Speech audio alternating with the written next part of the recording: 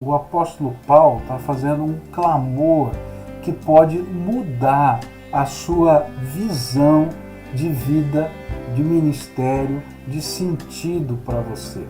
E nesse texto que a gente vai ler agora, de Efésios 1, a partir do verso 15, você vai poder encontrar a oração do apóstolo Paulo.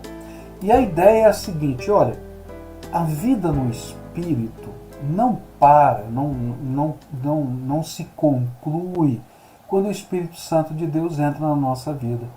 Tem muito mais do poder de Deus, da graça de Deus, da sabedoria de Deus para ser derramada sobre a nossa vida. Isso é uma coisa muito importante, porque às vezes a gente se contenta só com aquilo que já recebemos do Senhor. E a oração de Paulo é: Senhor, não deixa esse povo se contentar com aquilo que já recebeu.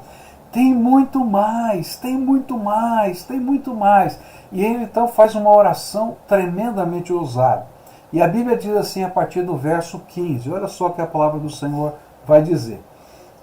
Por essa razão, por causa daquelas bênçãos espirituais, desde que ouvi falar da fé que vocês têm no Senhor Jesus e do amor que demonstram para com todos os santos, não deixo de dar graças por vocês, mencionando-os em minhas orações. Peço que o Deus de nosso Senhor Jesus Cristo, o glorioso Pai, lhes dê espírito de sabedoria e de revelação no pleno conhecimento dele.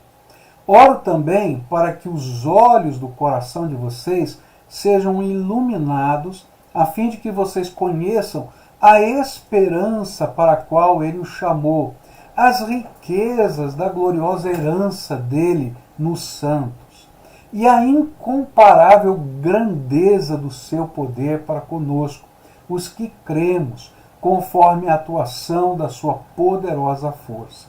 Esse poder ele exerceu em Cristo, ressuscitando-o dos mortos e fazendo assentar-se à sua direita nas regiões celestiais, muito acima de todo governo e autoridade, poder e domínio e de todo nome que se possa mencionar, não apenas nessa era, mas também na que há de vir.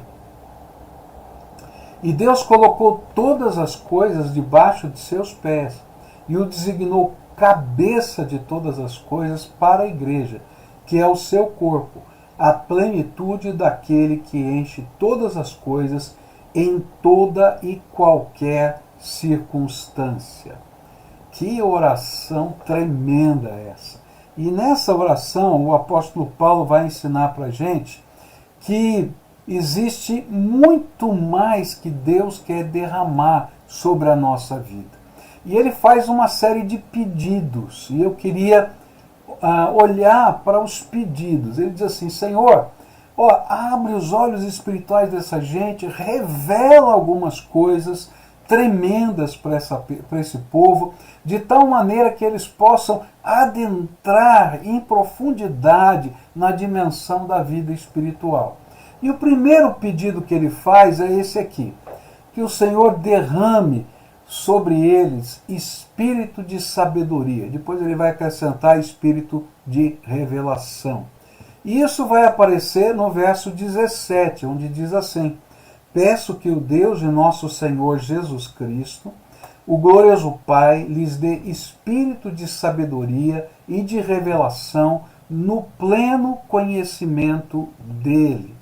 O que Paulo estava pedindo é que os crentes recebessem mais da sabedoria, mais do discernimento que Deus quer derramar sobre o seu povo. E a ideia de sabedoria, tá, é algo diferente na Bíblia. Sabedoria não é igual a conhecimento na palavra de Deus. A sabedoria na palavra de Deus é a arte de viver, é a arte de se relacionar com as pessoas. É algo que nós precisamos sempre querer mais. E é interessante que quando Paulo fala sobre a espiritualidade verdadeira, e ele usa 1 Coríntios 12, 13, 14, quando ele fala sobre os dons do Espírito, ele vai dizer que aquela comunidade, apesar de conhecer muita coisa do poder de Deus, não tinha sabedoria espiritual para ter comunhão. E um estava brigando porque tinha um dom, o outro estava brigando porque tinha outro dom. E aí ele então coloca no capítulo 13, dizendo, vocês têm que aprender a sabedoria que está baseada no amor. E é esse amor que vai construir esses relacionamentos. E é interessante porque se você não aprender a viver essa sabedoria do amor, que faz a gente se relacionar bem, a gente não consegue viver a verdadeira espiritualidade. E é por isso que Paulo está pedindo, Senhor, derrama o espírito de sabedoria, derrama sobre esse povo entendimento, discernimento espiritual. Olha aqui, entendimento, discernimento, aquela capacidade de conhecer e entender a realidade com a perspectiva de Deus. Então, como é que Deus está vendo essa realidade? Como é que os olhos do Senhor estão percebendo isso? E isso a gente pode chamar de maturidade. Então, quando a gente vive essa sabedoria, com esse entendimento espiritual, a gente ganha maturidade. É como se o Senhor estivesse nos dizendo que derramaria sobre os seus filhos uma capacidade de entender a vida e as suas demandas de uma maneira muito peculiar, que só o povo de Deus consegue ter, porque ele tem a mente de Cristo, ele tem o olhar do Senhor para poder enxergar e entender a vida. É como se o Senhor estivesse abrindo a nossa perspectiva para a gente enxergar o mundo e a vida na perspectiva dos olhos do Senhor. A maneira como nós enxergamos a vida, a maneira como nós resolvemos problemas, desenvolvemos as nossas prioridades e conduzimos os nossos relacionamentos, passa então a ser afetada por essa bênção espiritual que tem que ser buscada. Algumas bênçãos a gente recebe de pronto, e aquelas estão lá na primeira parte do capítulo 1. Mas algumas outras a gente tem que buscar. E essa ideia dessa oração, Senhor, abre os olhos deles, que eles busquem isso, esse espírito de sabedoria, essa capacidade de enxergar a vida com os teus olhos. E essa é uma bênção que não tem nada a ver, não é, com os diplomas que a gente possa ter.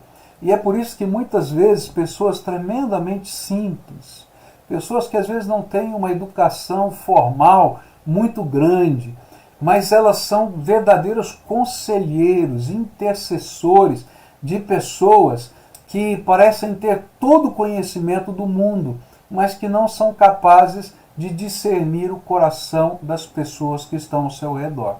Eu me lembro da conversão de uma senhora, psicóloga, muito querida, conceituada, hoje uma mulher de Deus tremenda, e que quem ganhou essa senhora para Jesus foi a sua empregada doméstica, que sentava com ela, a convite da patroa, para tomar café. E antes de tomar café, ela lia a Bíblia para ela e orava por ela e pela sua casa. E aí começava um diálogo. E naquele diálogo havia uma sabedoria tão grande de Deus, que era espírito de sabedoria, era dom de Deus, era algo inusitado da graça, que confundia a mente daquela psicóloga no sentido de dizer, como é que pode ter tanta grandeza nisso? E isso faz a gente recordar o que Jesus disse lá em Mateus capítulo 11. Olha só o que a palavra de Deus vai dizer aqui. Naquela ocasião Jesus disse, ó Pai, Senhor do céu e da terra, eu te agradeço, porque tens mostrado às pessoas sem instrução aquilo que escondestes dos sábios e dos instruídos. Sim, ó Pai, tu tivestes prazer em fazer isso. Sabe, há alguma coisa de Deus que acontece, que pode pegar pescadores e fazer deles pregadores da palavra, como Pedro, João e tantos outros, a ponto dos doutores da lei dizer, mas eles não são pescadores? Como é que falam com tanta profundidade, tanta propriedade? Porque o espírito de sabedoria, o espírito de revelação estava ali sobre eles. Tá? Mas apesar desta bênção poder ser derramada sobre nós, Alguns crentes não se deixam ser abençoados e teimam em continuar vivendo sobre os valores desse mundo, não discernindo nem o mundo, nem o coração das pessoas amadas e nem as astutas ciladas do diabo na sua vida.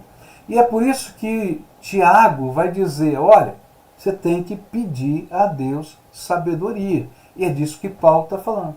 Mas se alguém tem falta de sabedoria, peça a Deus, e Ele a dará, porque é generoso e dá com bondade a todos.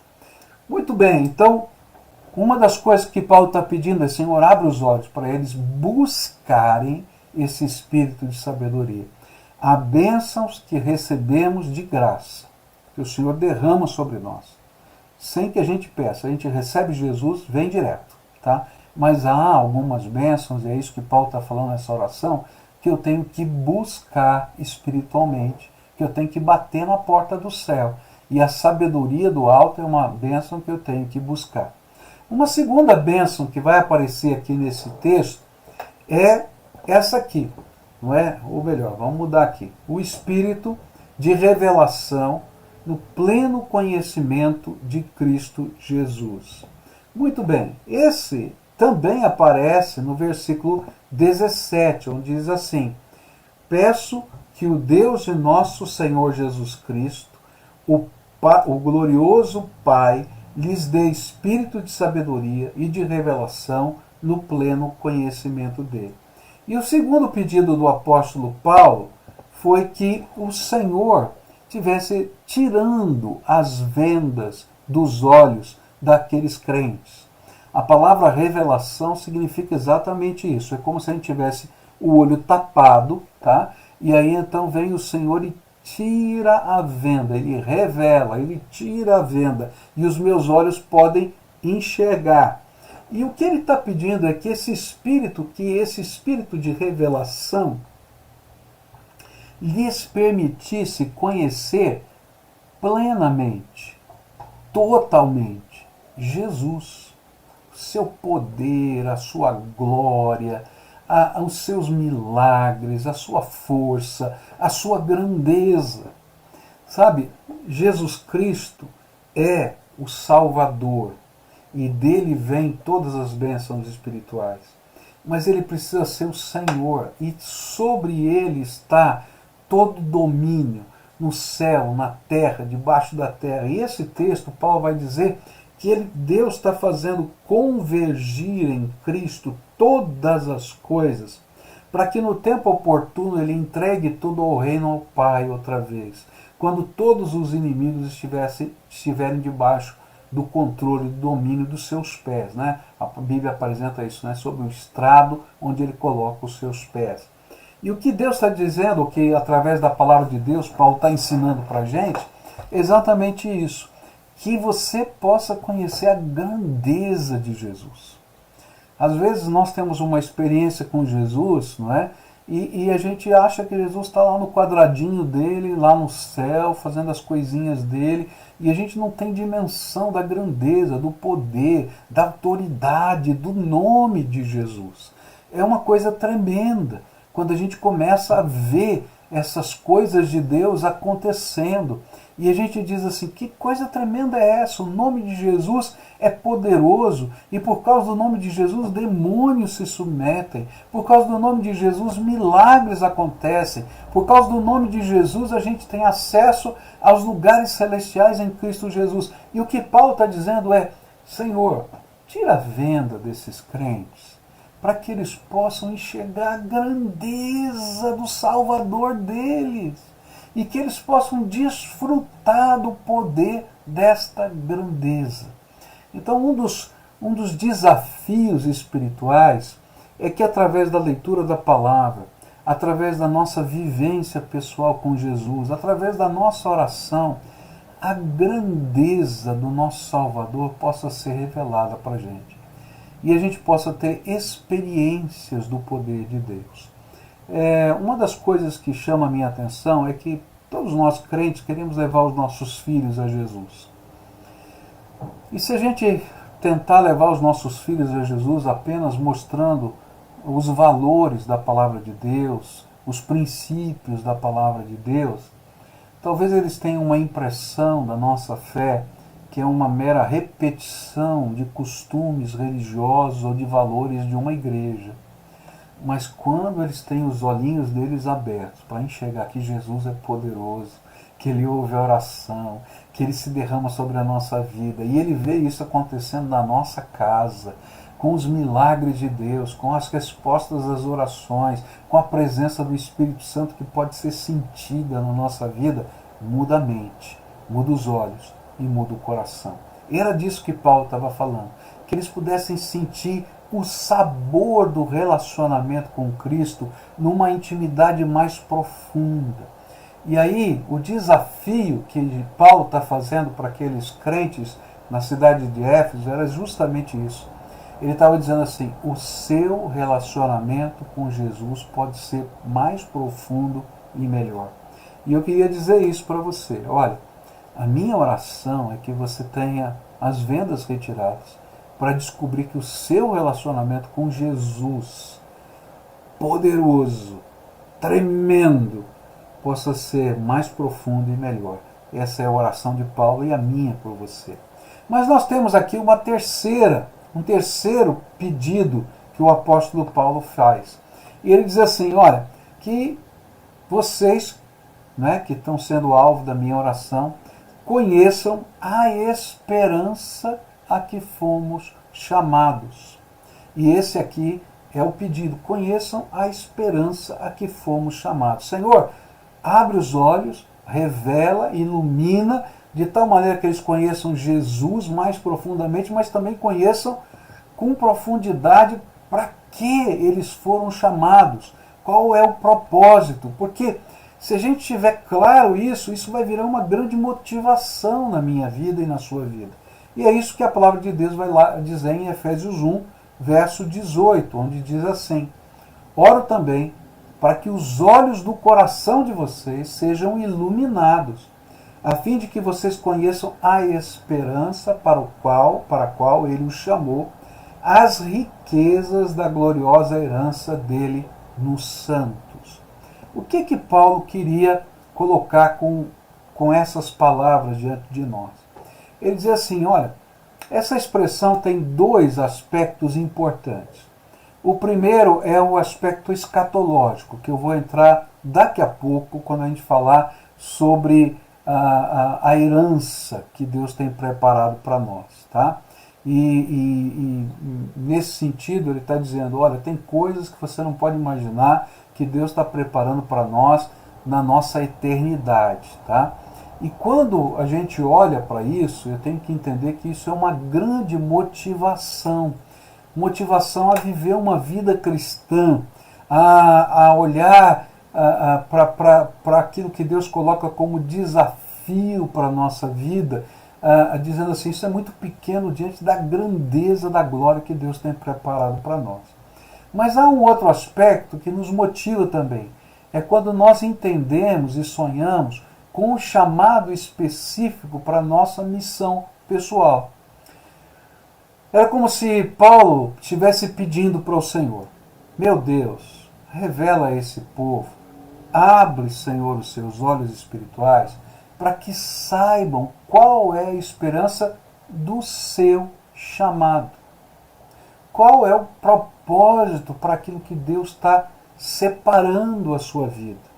E ele estivesse orando assim, Senhor, faça com que o seu Espírito Santo ilumine essa pessoa para que entenda para que o Senhor o chamou para si mesmo. Sabe, essa é uma coisa que a gente tem que pedir a Deus. Senhor, revela para mim, ilumina os meus olhos, qual é o chamado que o Senhor tem para mim. Deus coloca algumas coisas que nos ajudam a discernir isso, mas eu tenho que entender que isso é uma vocação, é um chamado de Deus. Esse é um propósito de Deus para a minha vida. Deus coloca dons espirituais na nossa vida, Deus coloca vida eterna prometida para nós, mas Ele coloca também uma missão. E cada um de nós tem uma missão pessoal no reino de Deus, porque todos nós fomos chamados por Deus para servir, para abençoar, para fazer diferença nessa terra. Alguns são chamados para dedicarem sua vida total e exclusivamente à obra do ministério, então serão pastores, missionários, mas eles não são os únicos chamados. Na verdade, todo aquele que foi alcançado por Jesus foi chamado para servir a Deus e honrá-lo na sua vida. E no lugar que Deus o colocou, ele tem um propósito para você. E quando a nossa mente se abre para isso, nós fazemos diferença no lugar em que nós estamos, porque sentimos a vocação de Deus. É interessante que quando esse olhar se desperta na nossa vida, há uma mudança radical. Eu me lembro de um senhor trabalhando numa grande empresa aqui no Paraná, e esse senhor, membro da nossa igreja, ele sentiu a vocação. Deus está me chamando para abençoar os meus colegas de trabalho.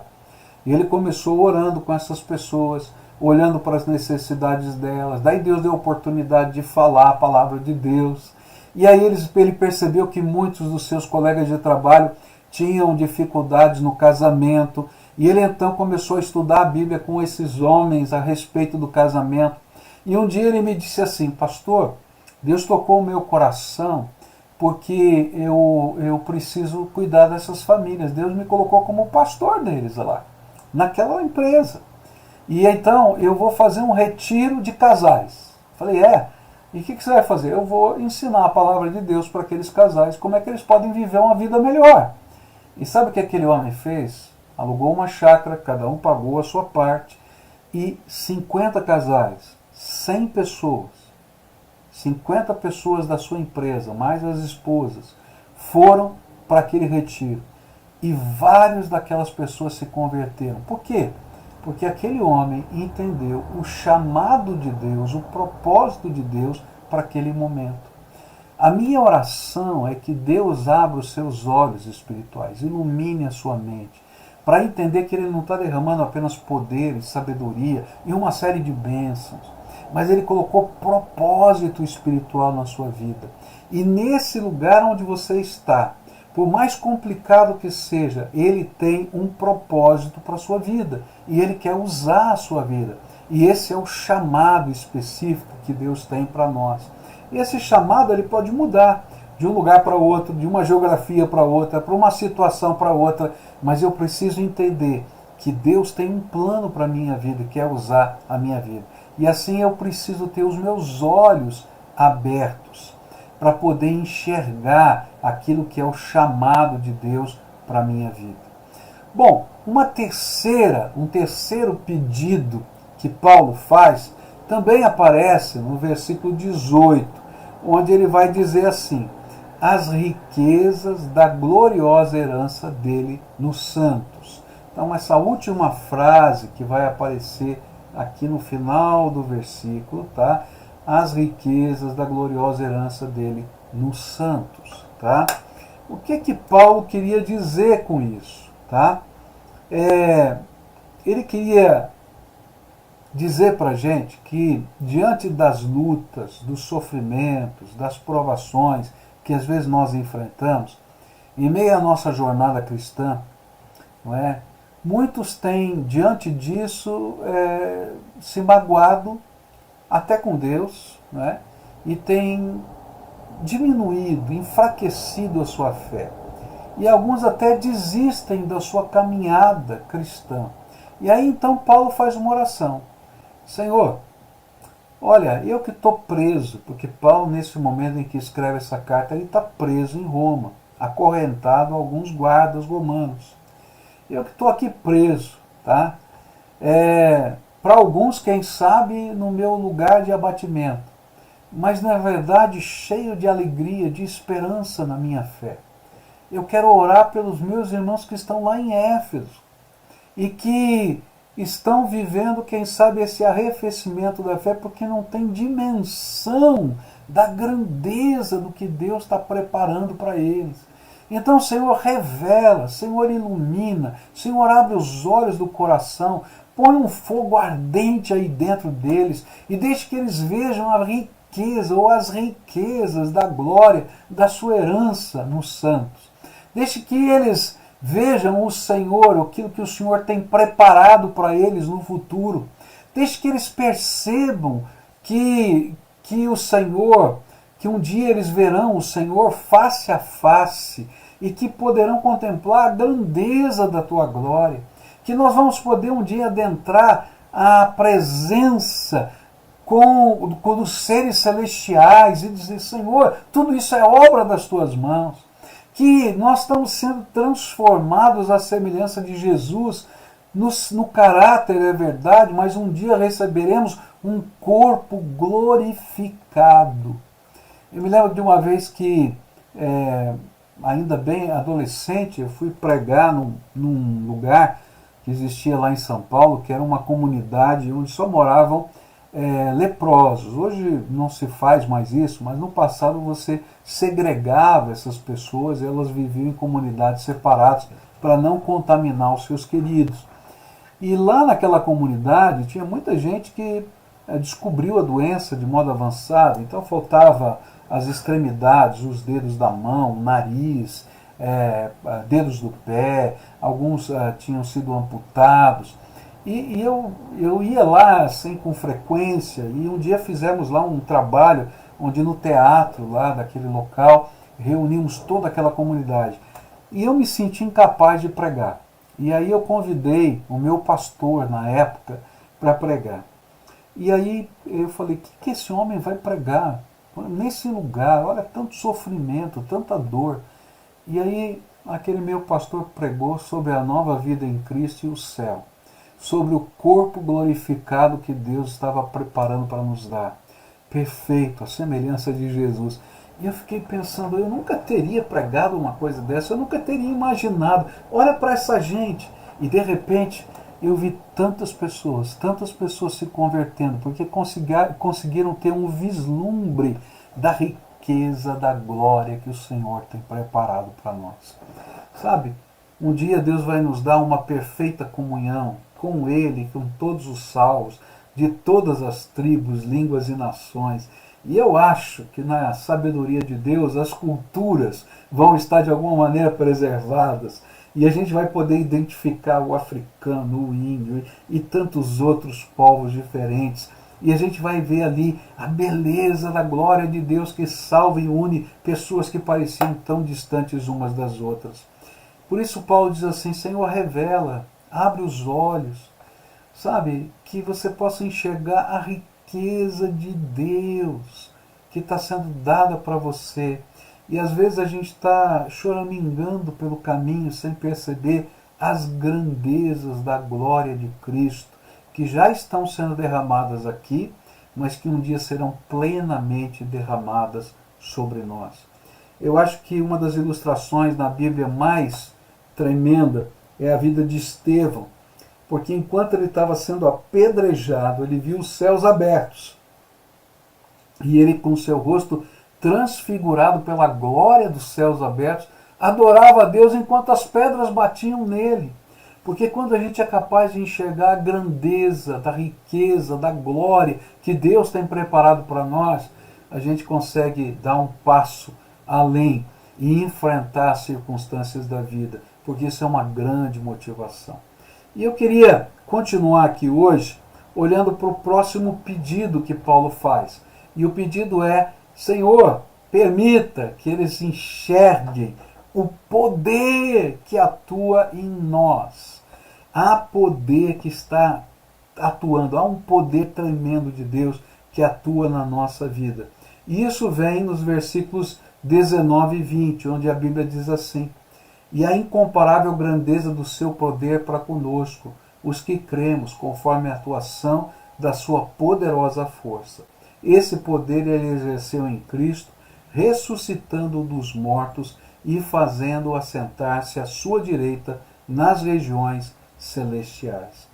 O que Paulo está pedindo agora? Tá? Ele está dizendo assim, Senhor, permita, permita, Senhor, que não apenas a riqueza da glória abra os olhos diante das duras situações que esse povo vive, né?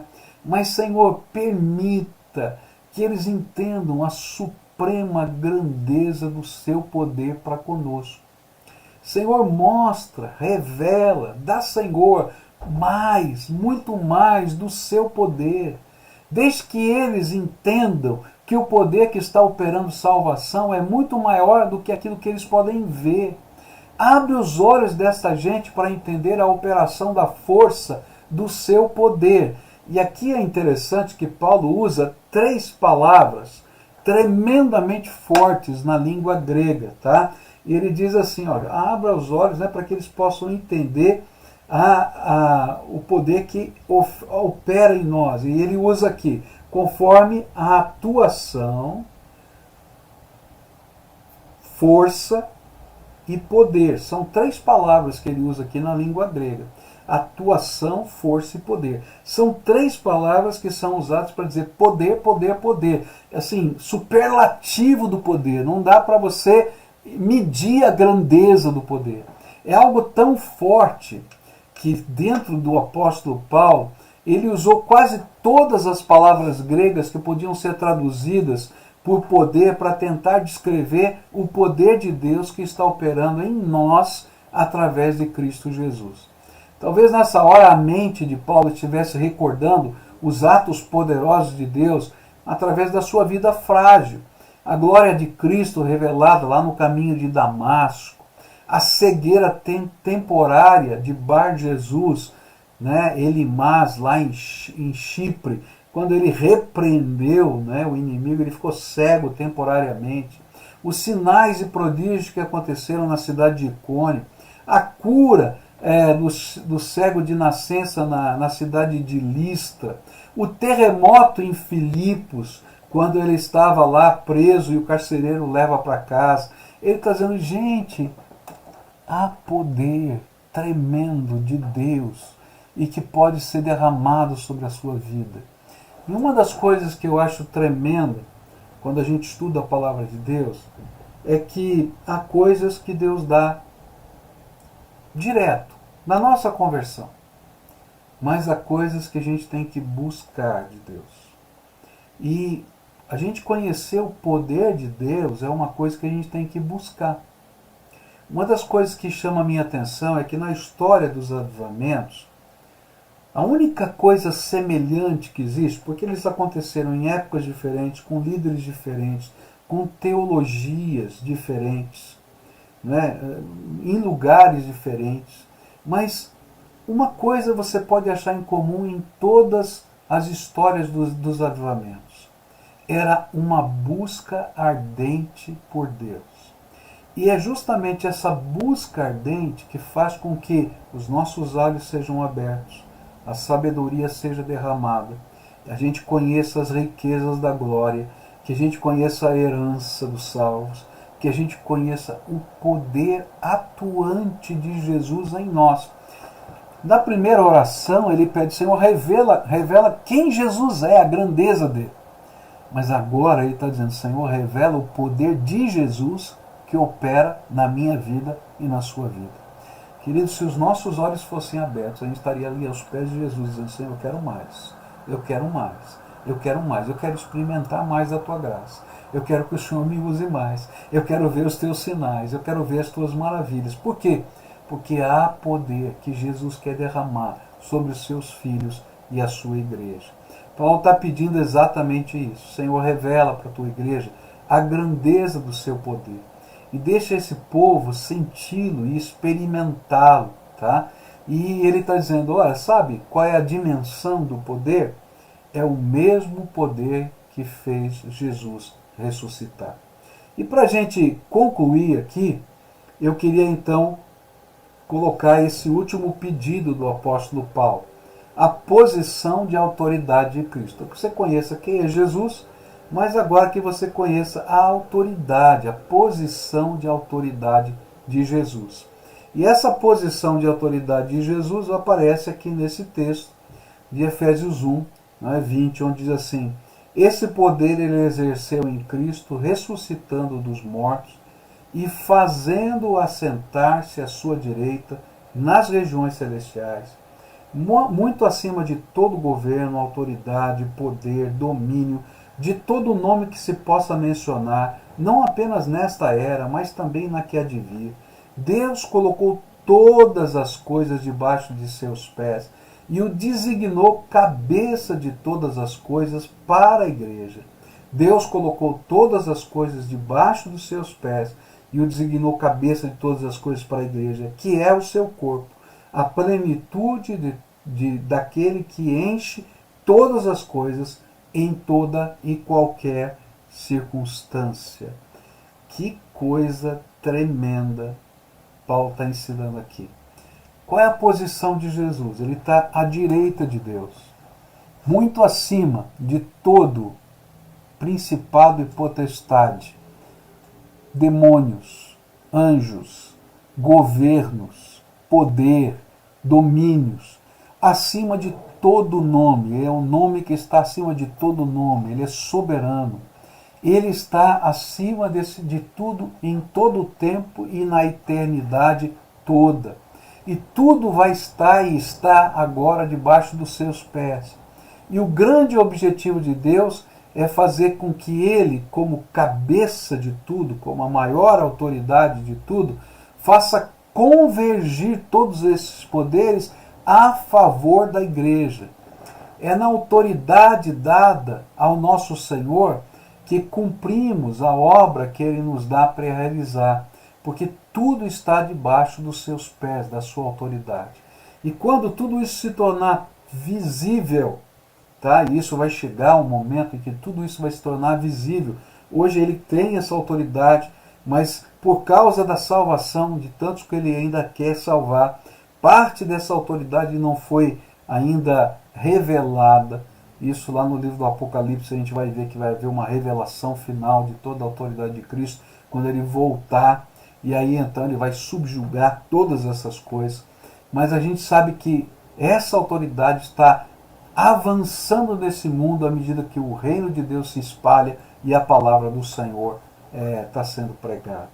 E é por isso que Deus vai colocar, tá, todas as coisas debaixo de seus pés e vai designar a cabeça de todas as coisas. E nós que somos a igreja dele, não é? Vamos, como seu corpo, nós vamos poder encher essa terra com a presença do Senhor. Então Paulo está orando por aqueles cristãos, para que eles sejam iluminados a entenderem a abrangência da missão da igreja. O que Paulo está nos ensinando é que Jesus é o cabeça de todas as coisas e não somente o cabeça da igreja. E é por isso que a gente leva a palavra, a gente luta por princípios, a gente trabalha por uma cosmovisão bíblica, porque Jesus é o dono de todas as coisas, ele tem o direito disso. E a gente anuncia essa mensagem. E nesta obra de redenção, toda a criação que se afastou foi afetada pelo pecado e sofre as consequências dessa separação. Mas em Jesus, Deus está fazendo com que tudo e todos possam ser reordenados ao propósito original de Deus.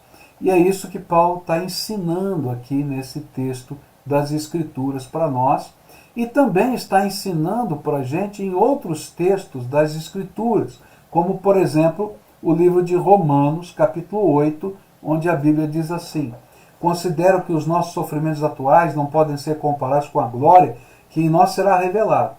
A natureza criada aguarda com grande expectativa que os filhos de Deus sejam revelados, pois ela foi submetida à inutilidade, não pela sua própria escolha, mas por causa da vontade daquele que a sujeitou, na esperança de que a própria natureza criada será libertada da escravidão da decadência em que se encontra, recebendo a gloriosa liberdade dos filhos de Deus. Sabemos que toda a natureza criada geme até agora, como em dores de parto. E não só isso, mas nós mesmos que temos os primeiros frutos do Espírito, gememos interiormente, esperando ansiosamente nossa adoção como filhos, a redenção do nosso corpo. Mas o que chama a minha atenção é a maneira que ele escolheu para fazer isso. Como é que Deus vai fazer isso? Ele escolheu a igreja para ser a expressão plena, diante de toda a criação, daquele que tem poder e autoridade para trazer tudo e todos ao propósito de Deus. A igreja, como corpo vivo de Cristo e ativo nessa terra, através do poder do Espírito Santo, dos dons que Deus derramou, desse poder da ressurreição que está operando em nós, através dessa plenitude de Deus agindo na terra através dos salvos, o Senhor quer trazer todo esse povo para perto dele, levar a salvação e fazer convergir todas as coisas através da igreja, através do povo de Deus. E lembra que a igreja não é instituição, é gente que serve a Deus. E é através dessa igreja que o Senhor está manifestando o seu poder, anunciando a sua mensagem, restaurando pessoas, implantando o seu reino, restaurando a sua criação. Toda a obra do Senhor Jesus é obra e missão da igreja do Senhor. Eu queria concluir aqui, então, dizendo para você, que coisa tremenda, a oração de Paulo. Que os seus olhos e os meus olhos sejam abertos, e que haja em nós uma fome, uma sede de mais, e mais, e mais de Deus na nossa vida. Porque tem muita coisa que Deus quer derramar, e nós seremos instrumentos dele nessa terra, para que a glória dele seja vista nesses dias em que nós vivemos. Muito bem, vamos fazer uma pausa aqui, não é? Semana que vem a gente continua no capítulo 2 do livro de Efésios, e eu queria abrir para algumas perguntas. Nós temos alguns minutos para isso. Vamos lá, Guilherme? Vamos lá. A Nathalie Freire pergunta: quando o apóstolo Paulo diz em Colossenses 3, suportai-vos uns aos outros, ele disse no sentido de sermos suportes que ajudam uns aos outros, ou no sentido de sermos pacientes? Lá a palavra do suportar, tem uma série que eu fiz sobre esses mandamentos recíprocos, né? Aguenta. Essa é a ideia. Aguenta aí. Não é simplesmente dar suporte. É a ideia de que você aguenta, fica firme, né? Permanece ali. Tá? E às vezes suportar no sentido de ter paciência mesmo. Essa é a principal ideia daquele texto. A Vanessa pergunta: pastor, por que a bênção do trabalho não está chegando na minha casa? Estamos buscando a Deus todos os dias e ainda não tivemos a bênção. Por quê? Querida, eu não sei. Essa pergunta do porquê, do para quê, eu já desisti de fazer na minha vida. Eu tenho muitas perguntas na minha vida de por que determinadas coisas acontecem em determinados momentos. Mas uma coisa eu sei, Deus tem algo de bom para a tua vida. Então eu vou parar tudo que a gente está fazendo e a gente vai orar pela Vanessa, tá? Senhor Jesus, tu conheces o coração da Vanessa. E esse pedido dela é um grito de socorro.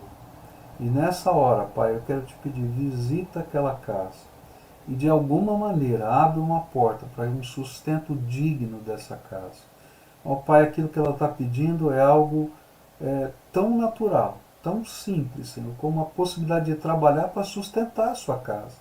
Então abençoa, Pai, abençoa. E enquanto esse tempo não chega, manda o teu maná, que nunca falte nada nessa casa.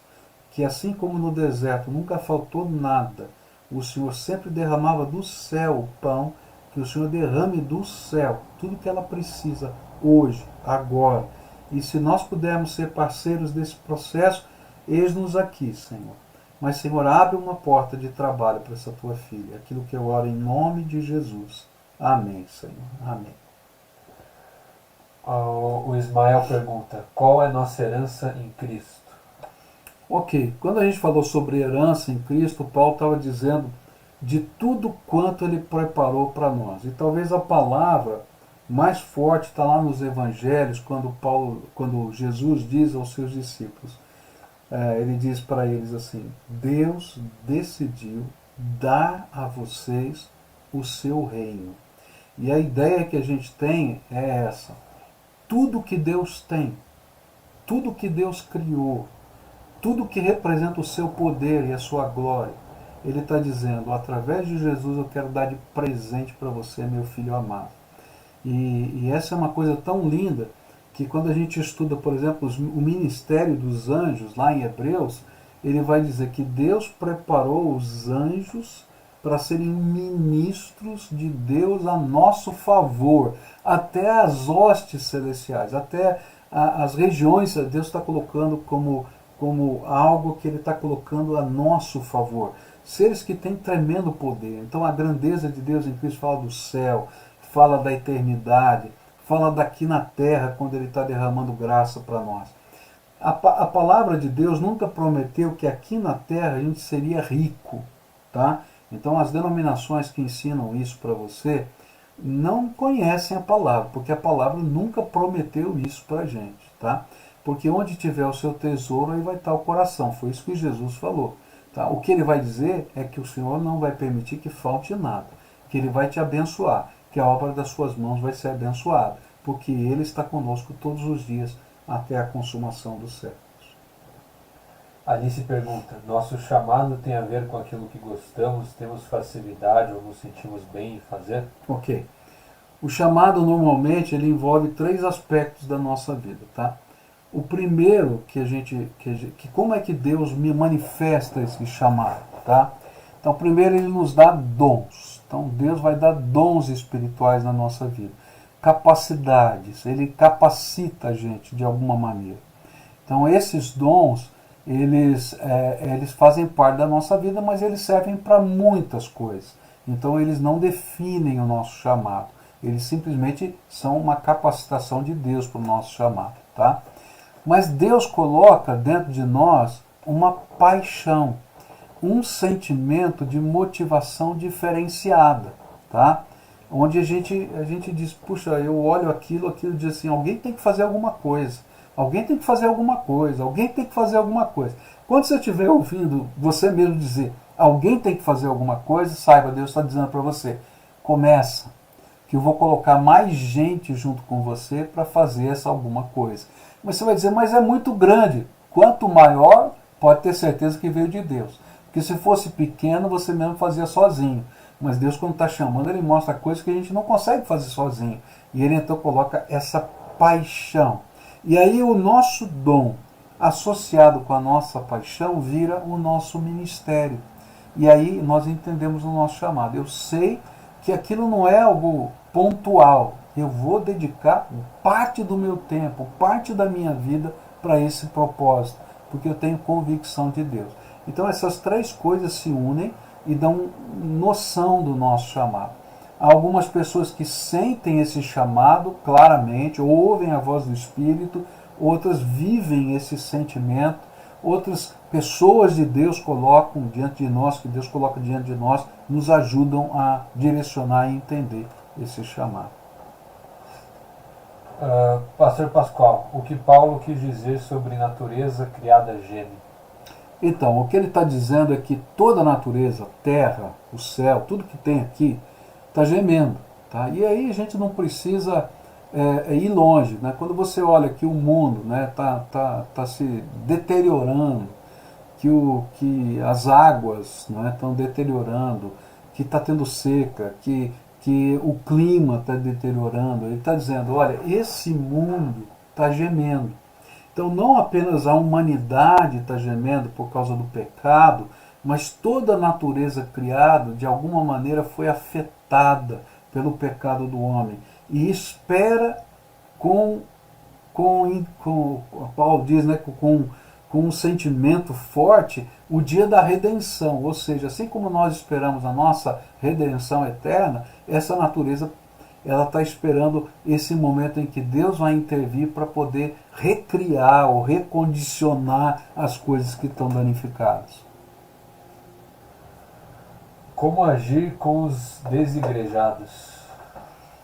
Olha, a gente tem que amá-los, tá? O princípio é sempre esse, amá-los, tá? E aproveitar as oportunidades que Deus nos dá para mostrar o valor de estar em comunhão, né? Então a gente ama, ora e aproveita oportunidades. Porque Deus vai mexer, se eles têm uma experiência com Jesus, Deus vai mexer na vida deles, vai cutucar. Se eles não tiveram, então Deus vai ter que preparar uma oportunidade para a salvação. Porque o fato de ser desigrejado não significa que alguém de fato era convertido, né? A pessoa simplesmente pode estar caminhando conosco e saiu, como lá na parábola dos solos que a gente falou na semana passada. O Gessé pergunta: vejo cristãos chamando Jesus de você. Isso é certo? A questão, né, de Senhor, você e tal, tem muito a ver com a intimidade, né? Quanto mais intimidade você tem com Jesus, então alguns chamam de paizinho, outros chamam de Senhor. A ideia para mim não é tão importante se a gente está sendo, não sendo tão, vamos dizer assim, respeitoso, mas é assim, como é que vai a minha intimidade com Jesus? Né? Eu sinto a presença dele, eu ouço a sua voz, ele se manifesta na minha vida. Isso para mim é o que tem maior valor.